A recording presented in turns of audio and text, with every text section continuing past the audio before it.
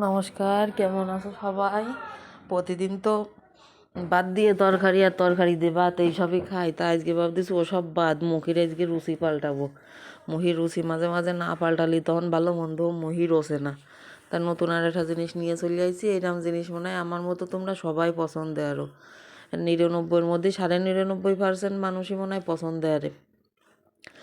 একটা হাঁসের ডিম ভালো হিডা সিডা দিয়ে মালপত্র দিয়ে মাখায় জাকায় নিলাম, যা যা দিতে ইচ্ছে আর সেই ফালি দিয়ে নিবা। তার ধনিয়া পাতা দুইটা থাকলে ভালো হইতো, তার ধনিয়া পাতা আজকে ঘরে ছিল না। তার ডিমটা মাখাইনি, ওর মধ্যে আবার কয়টা পেঁয়াজের কালি কুচইয়ে দিয়ে দিলাম।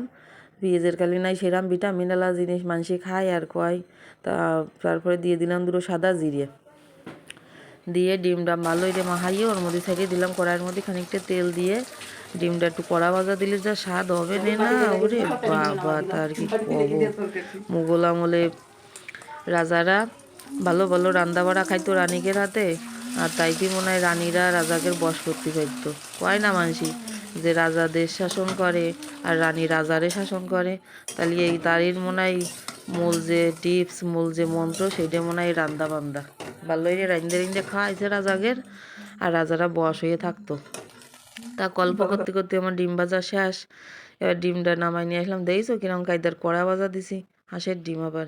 আর ওই যে আমতেল বানাইলাম, রসুন আমতেল, তারিতে দিয়ে নিচ্ছি খানিকটা আমতেল রসুন আর তেল নিয়ে এবার আলু সিদ্ধ দিলাম ভাতের মধ্যে দিয়ে, ওইগুলো পেঁয়াজ দিয়ে তারপরে আসছে ঝাল দিয়ে আর ওই আমতেল দিয়ে ভালো করে চটকাইয়ে আলুটাও ওর সাথে চটকায় নিচ্ছি। মানুষ দিয়ে মেশিনি ফেশিনি আলু চটকায়, আমি বাবু মেশিন না দিয়ে আমার যে এই যে ইঞ্জিন টিনজিন বাদ দিয়ে যে হাতের যে মেশিন এই দিয়েই আমি ডইলে নিচ্ছি ভালো আর যত ভালো করে ম্যাশ করা হয় তত সেইরকম স্বাদ হবে না।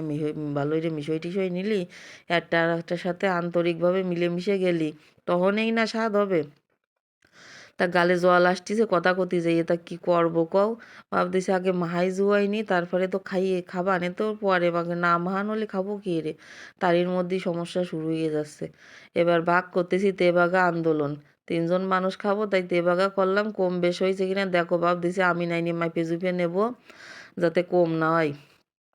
তা ভাগ মনে হয় সমানই হয়েছে, সমান ভাগ করে নিয়ে এই যে চলে আইছি। দেখো কি জিনিস, আলু ভাতে গরম ভাত আর ওই সেই ডিম ভাজা। এ হলি তোমার বড় বড় মাছের ঝোল আর যদি কেউ খাসির মাংস সব একদিকে ধুয়ে এই খাতি হবে না, মনে হবে ওসব পিছনে থাক আমি এই খাই।